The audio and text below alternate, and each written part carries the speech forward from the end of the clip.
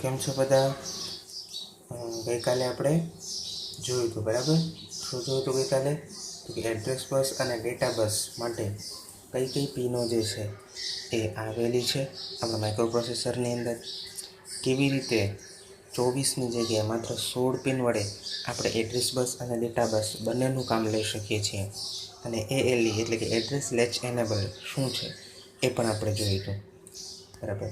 પછી આપણે એક દાખલો જોયો હતો કે કોઈ પણ માઇક્રોપ્રોસેસર છે એ કેટલી મેમરી સાથે જોડાઈ શકે, બરાબર? એટલે કે કહેવાનો અર્થ એ છે કે કોઈ પણ માઇક્રોપ્રોસેસર જે છે એ મેક્સિમમ કેટલા વેલ્યુની મેમરીને એ એડ્રેસ કરી શકે છે, બરાબર? એટલે એનો સિમ્પલ ભાષામાં કહેવાનો અર્થ એ છે કે એ અમુક લિમિટની જે મેમરી છે એનાથી વધારેની મેમરી તમે એની સાથે જે જોડશો તો માઇક્રોપ્રોસેસર એ મેમરી સાથે કામ પાડી શકશે નહીં. એટલે સિમ્પલ ભાષામાં કહેવું હોય તો આપણે ગઈકાલે એ જોયું હતું કે કોઈપણ માઇક્રોપ્રોસેસર જે છે એ વધુમાં વધુ કેટલા મૂલ્યની મેમરી સાથે કામ પાડી શકે છે. અને કોના ઉપર આધાર રાખે છે? તો એ આધાર રાખે છે એડ્રેસ લાઇન ઉપર, બરાબર છે? કે કોઈપણ માઇક્રોપ્રોસેસર કેટલા મૂલ્યની મેમરી સાથે કામ પાડી શકશે, વધુમાં વધુ કેટલા મૂલ્યની મેમરી સાથે કામ પાડી શકશે, તો એ કોના ઉપર આધાર રાખે છે? એની એડ્રેસ બસીસ અથવા એડ્રેસ લાઇન્સ ઉપર. કેવી રીતે? તો આપણે જોયું હતું કે એડ્રેસ લાઇન 16 હોય. આપણે જે ભણીએ છીએ 8085 એની એડ્રેસ લાઇન કેટલી છે? એની એડ્રેસ લાઇન છે 16. તો એડ્રેસેબલ મેમરી કેટલી થશે? 2/16, બરાબર? એમાંથી 2/10 આપણે અલગ રાખીએ અને 2/6 અલગ રાખીએ તો 2/10 કેટલી થશે? એ 1 KB થશે, બરાબર? 2/10 બાઇટ એટલે 1 KB થાય. અને 2/6 છે એને તો આપણે સાદું રૂપ આપીને 64 કરી જ શકીએ. એટલે 2/16 બાઇટ એટલે 64 KB, બરાબર? 64 KB એટલે 64 કિલોબાઇટ. હવે મેં એક દાખલો આપ્યો હતો કે જો એડ્રેસ બસ 12 હોય તો શું, બરાબર? તો જુઓ એનો જવાબ આવી રીતે થશે. એડ્રેસ બસ કેટલી છે? 12 છે. તો એડ્રેસેબલ મેમરી કેટલી થશે? 2/12 બાઇટ્સ થશે, બરાબર? આટલા બાઇટ્સ થશે, એક્ઝેક્ટલી આટલા બાઇટ્સ થશે. હવે 2/10 છે, 2/12 છે, બરાબર? એમાંથી 2/2 અલગ કરું અને 2/10 અલગ કરું, બરાબર? તો હવે તમને ખબર છે કે 2/10 એટલે કેટલા KB થશે? 1 KB. કેટલા? 1 KB. અને 2/2 એટલે કેટલા થશે? 4, બરાબર? તો આ થશે 4 અને આ થશે KB.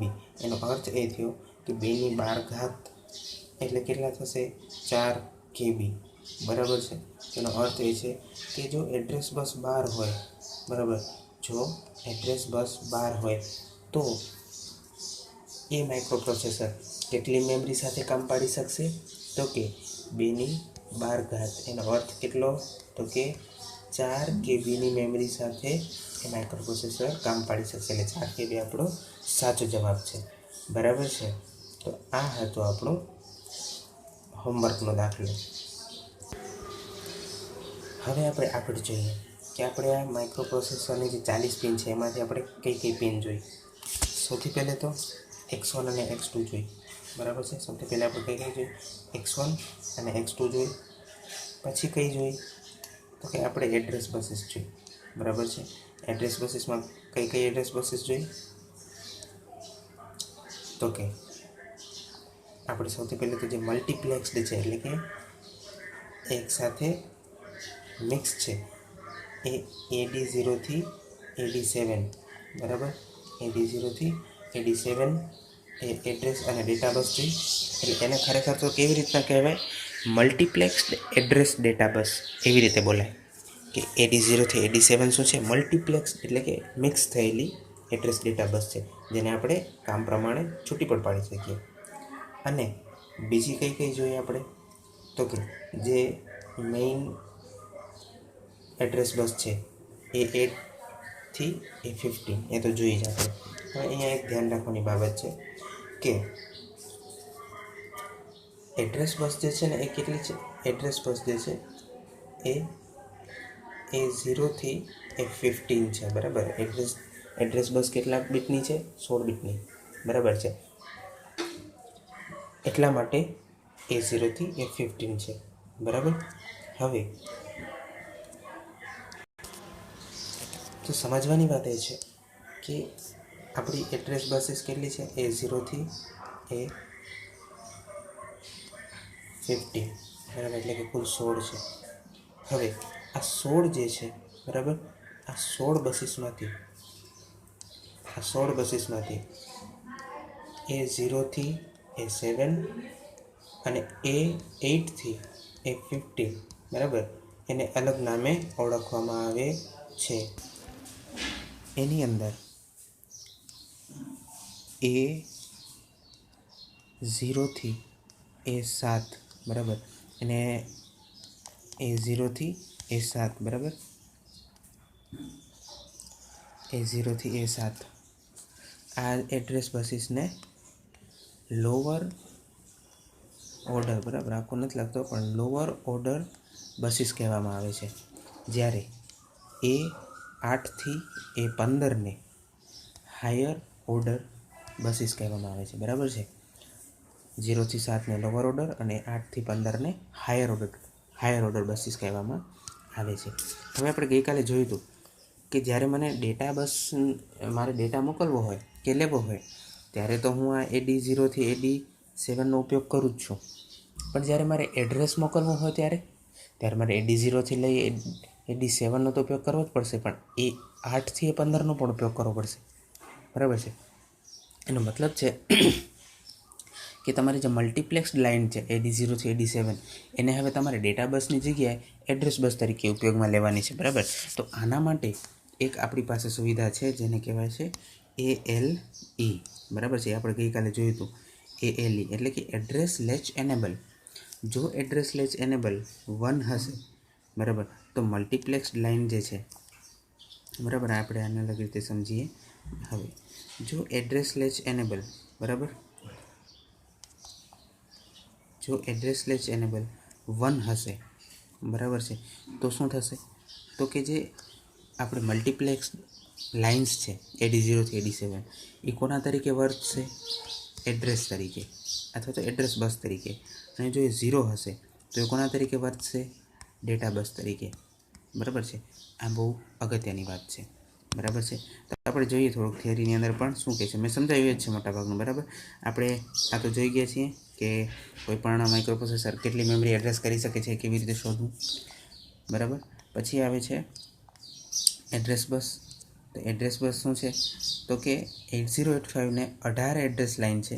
ઉપરની 8 એડ્રેસ લાઇનને જોઈ અહીંયા છે.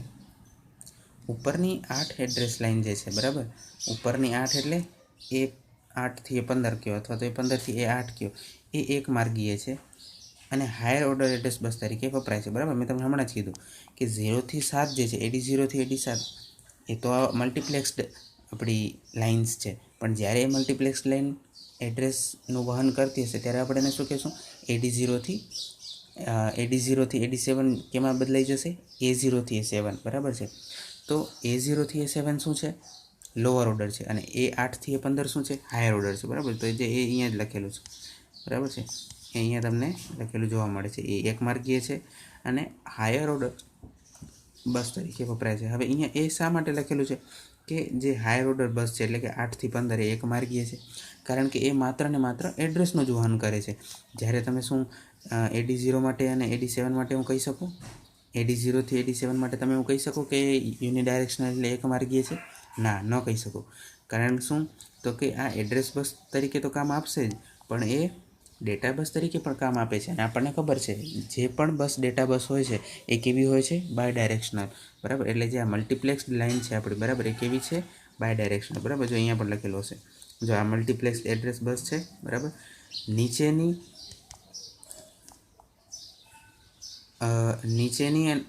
જે અન્ય લોઅર ઓર્ડર એડ્રેસ લાઇનો છે, બરાબર, એ મલ્ટીપ્લેક્સ્ડ કરેલ છે. આ 8 લાઇનો AD0 થી AD7 કાં તો 8 bit data lower order address byte ધરાવે છે, બરાબર. આને કેવી કહેવાશે? લોઅર ઓર્ડર, બરાબર, બસીસ, લોઅર ઓર્ડર બસીસ અથવા તો લોઅર ઓર્ડર એડ્રેસ બસીસ.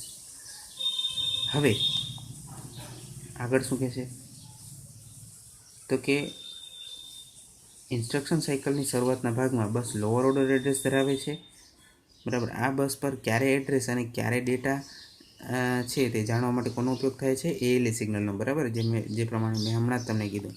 હવે જો કેવી રીતે એએલઈ સિગ્નલ જે છે એ કેવી રીતે કામ આપે છે તો કે જો એએલઈ સિગ્નલ મલ્ટીપ્લેક્સ એડ્રેસ ડેટા બસને ડીમલ્ટીપ્લેક્સ કરવા માટે વપરાય છે. એએલઈ જ્યારે હાઈ હોય ત્યારે multiplex address data bus lower order address byte ધરાવે છે, બરાબર. એટલે શું કહેવા માંગે છે કે જ્યારે એએલઈ હાઈ હશે, બરાબર, એટલે કે એએલઈ હાઈ એટલે 1 હશે, બરાબર છે. શું હશે? 1 હશે. ત્યારે શું થશે તો કે જે મલ્ટીપ્લેક્સ બસ છે, બરાબર, AD0 થી AD7 એ શું થઈ જશે? A0 થી A7 થઈ જશે. એટલે કે શું થઈ જશે? લોઅર ઓર્ડર એડ્રેસ બાઇટ થઈ જશે, બરાબર. લોઅર ઓર્ડર એડ્રેસ બાઇટ થઈ જશે એટલે કે A0 થી A7 થઈ જશે, બરાબર. કહેવાનો અર્થ એ છે. અને પછી શું કહે છે તો કે જ્યારે લો હશે ત્યારે એ 8 બીટ ડેટા ધરાવે છે. એટલે કે જ્યારે લો હશે ત્યારે એ કેવી રીતે કામ કરશે? D0 થી D7, બરાબર છે. તો આ વાત જે છે આપણે મહત્ત્વની સમજવાની છે, બરાબર છે.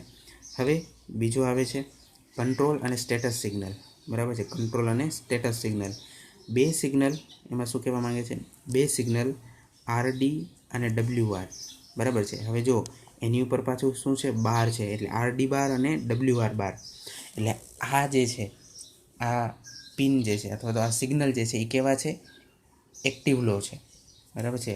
આપણે શીખી ગયા છીએ ડિજિટલ ઇલેક્ટ્રોનિક્સમાં કે એક્ટિવ લો એટલે શું, બરાબર. એક્ટિવ લો એટલે શું તો કે એ સિગ્નલ ત્યારે જ એક્ટિવ થશે, બરાબર છે, અથવા તો એ સિગ્નલ ત્યારે જ હાઈ કહેવાશે જ્યારે એની કિંમત 0 હશે ત્યારે, બરાબર છે.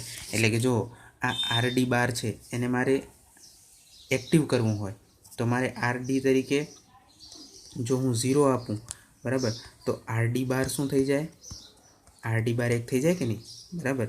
RD બાર 1 થઈ જાય કે નહીં. એટલા માટે આને શું કહેવામાં આવે છે? Active low signal. એટલે કે એ ત્યારે જ એક્ટિવ થશે જ્યારે તમે એને 0 ઇનપુટ આપશો, બરાબર છે. હવે જો આ બાર જે છે ને એ ઓટોમેટિક અંદર જ થઈ જાય, બરાબર, પ્રોસેસરની અંદર. એટલે આપણે તો શું આપવાનું હોય? આપણે તો RD = 0 જ આપવાનું હોય. એટલે તમે 0 આપશો એટલે કે RD બાર ઓટોમેટિક શું થઈ જશે? 1 હાઈ થઈ જશે, બરાબર છે. આ મહત્ત્વની વાત સમજવાની છે, બરાબર છે. આ મહત્ત્વની વાત સમજવાની છે. એટલે RD બાર અને WR બાર એ કેવા છે? એક્ટિવ લો સિગ્નલ છે. હવે એનો ઉપયોગ શું થાય છે તો કે રીડ રાઇટ ઓપરેશન કંટ્રોલ કરવા માટે આ બંને ઉપયોગી છે. RD એટલે રીડ અને WR એટલે રાઇટ. હવે શું રીડ કરવાનું અને શું રાઇટ કરવાનું આપણે આગળ જોઈએ. જ્યારે રીડ કંટ્રોલ સિગ્નલ RD લો હોય, બરાબર, એટલે કે એ રીડ સિગ્નલ એક્ટિવ હોય એકચ્યુઅલી, બરાબર. કારણ કે RD જે છે RD બાર એ કેવું સિગ્નલ છે? એક્ટિવ લો છે. એટલે કે જ્યારે લો હશે ત્યારે જ એક્ટિવ હશે, બરાબર. એટલે કહેવામાં આવે છે કે RD બાર લો હોય ત્યારે માઇક્રોપ્રોસેસર કાં તો મેમરીમાંથી અથવા તો ઇનપુટ આઉટપુટ ડિવાઇસમાંથી વાંચતું હોય છે, બરાબર. આ મહત્ત્વની વાત છે. એટલે રીડ સિગ્નલ કોના માટે છે? માઇક્રોપ્રોસેસર માટે. અને ત્યારે શું કરે છે જ્યારે RD બાર લો હોય છે ત્યારે એ મેમરીમાંથી અથવા તો ઇનપુટ આઉટપુટ ડિવાઇસમાંથી એ કંઈક વાંચતું હોય છે, તે કંઈક ડેટા લેતું હોય છે. અને જ્યારે રાઇટ કંટ્રોલ સિગ્નલ એટલે કે WR લો થાય એટલે કે રાઇટ સિગ્નલ એક્ટિવ થાય ત્યારે માઇક્રોપ્રોસેસર મેમરી કે આઉટપુટ ડિવાઇસમાં લખતું હોય છે, એટલે કે કંઈક સ્ટોર કરતું હોય છે, બરાબર છે. જેમ કે સમજી લો કે માઇક્રોપ્રોસેસર સાથે મેમરી જોડેલી છે અને WR સિગ્નલ છે કેવું છે? લો છે, બરાબર, એટલે કે એક્ટિવ છે. તો ત્યારે માઇક્રોપ્રોસેસર શું કરશે તો કે મેમરીની અંદર રાઇટ કરશે, એટલે કે મેમરીની અંદર કંઈક સ્ટોર કરશે. કહેવાનો અર્થ આ છે, બરાબર. તો કંટ્રોલ સ્ટેટસ સિગ્નલનો અર્થ થાય છે આ, બરાબર. કંટ્રોલ સ્ટેટસ સિગ્નલ જે છે એમાંના આપણે બે સિગ્નલ આજે જોયા છે, RD બાર અને WR બાર, બરાબર. અને ALE પણ જોયું છે. આવતીકાલે આપણે જોઈશું કે IO અને M બાર સિગ્નલ શું છે.